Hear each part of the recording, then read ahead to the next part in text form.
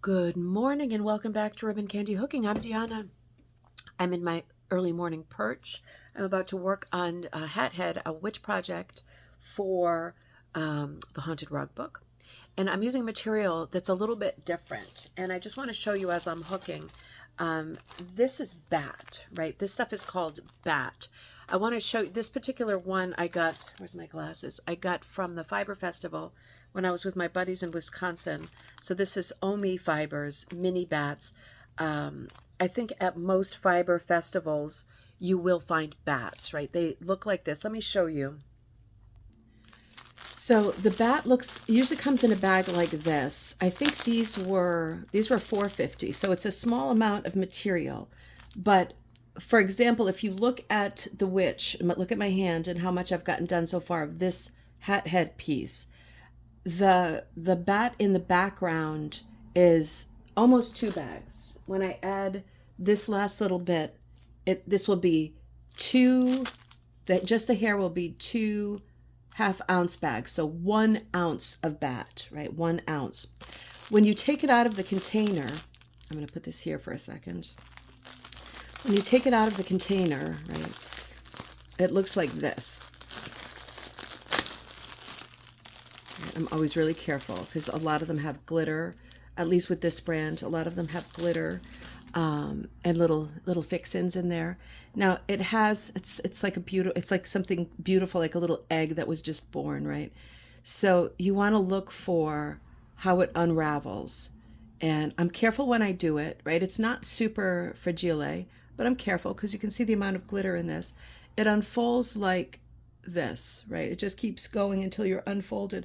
And it's like cotton candy, and you are then able to pull pieces off of it.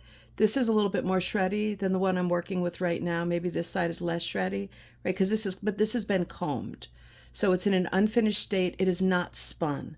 I pull pieces off like cotton candy, and I work them into my piece hooking. And I'm going to show you, I was just going to say, it comes out great. It comes out beyond great. So I'm working with this one right now. Let me get set up here. I have to say, of all of the things that I work with, I think Batt is my favorite because it's super fast, pluses and cons to everything that you work with, right? So I know the sun is like streaming in over here. Let me see if I can come a little bit closer. Pros and cons to everything that you work with. The pro to this, to Batt, is that it hooks up very, very fast.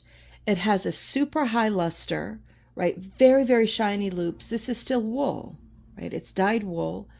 Very, very shiny, very, very fast. The only con for me, the only one, is that, you know, your hook, I've got a Miller hook and it's fairly sharp on the tip, right? There's like a dental tool on the tip.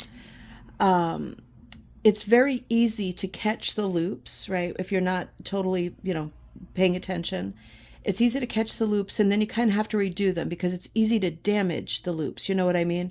The loops are slightly more fragile than with, for example, wool, right? You could still rip through the wool, right? If you grab it the wrong way, you can still rip a hole through a wool strip. But it's a little easier to upset the loops once they're done. So I'll show you what I mean as we're going along. This is what I've got left of this hair color. And I literally just take a little bit like this.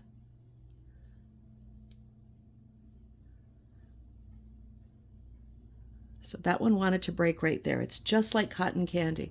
Now, depending on who you are and how you like things to be, I don't do a lot with spinning and finishing this. This is completely unfinished. I just literally twist it like this a little bit in my hand, right? You could drop spindle it if you want it to be more like yarn, if this is just too unfamiliar. But I kind of pull it a little bit. You pull it too much and you rip it into pieces, right? Just like cotton candy. I pull it a little bit and twist it a little bit, touch it with my hands just a little bit so that it is semi-refined. And I don't want it too thick because then I feel like I waste it and it goes too fast. So I just pull at it a little bit and twist it up. And with something like this that's colored, I can be thoughtful about where it lands, right? There's a little bit of pink in here. This piece here still has glitter, so I want to be careful to capitalize on that glitter. I don't want to waste it, right? It's giving her a great sparkle. So I come behind, and typically on the tip, I just fold it over. I do one of these, and I just fold it over just a little bit, right? So I don't want to waste anything, right? I'm not a waster. So I have a tip that looks a little bit like that. And then I'm just hooking it business as usual. So I come into, let me bring you a little bit closer. I come into, where are you? You're over here. Let's do this area. And it's going to hook exactly the same way as anything else. Beautiful, big, fat, lofty, colorful, in this case colorful, right? You can get batt in natural colors too, whites, grays, blacks, browns. But it comes up, each loop comes up with a beautiful, colorful, shiny, stripy loft. Now, sometimes I pull some hoops out and I'm twisting it underneath with my hand because I know there's pink in here too, and the pink is not coming out on top. For me, as it goes, each loop is its own little piece of art. It's its own little universe. And I want each loop to have some good color. Oh, that one was good. It did a nice little stripey there. I want each loop to have some nice color variety, and not just be, if I flip it over and all I see are the blues, right? That's good because it means it got me a variety of the blue and the pink on top, which reads a little bit like purple from a distance. So you can see every loop I pull up, certainly not in every hole, no way, because this is I've got a fairly big piece in my hand. Well, next, and some of them I like to pull up a little bit higher, right? Not ridiculously, but just for variety, right? And for texture. And you can pull at them again, but if my hook catches it, it might do something bad, right? It might damage it, and then I'm going to want to pull it out and rework it. See, that one just brought that one underneath. It's reworking it just like you would be with any other material for rug hooking. That one came up a little bit higher. I'm good with that. Oh, I got to get some down at the bottom. I didn't realize the bottom was so bare of these. But man, I think I worked this hair in less than an hour last night because the dark part is also the batt, B-A-T. One of the other good things about the batt is it's inexpensive. I know half an ounce sounds like nothing, but 2 bags is getting me through most of this hair, if not, it's not going to do all of the hair, but it's certainly getting me through most of the hair. Now, that's not a lot. This product is allowing me to hook very, very fast.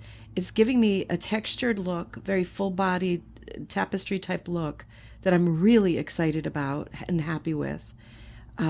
It's just not that much money to be able to grab. And $4.50 honestly is a lot for a half an ounce of batt. That is a lot.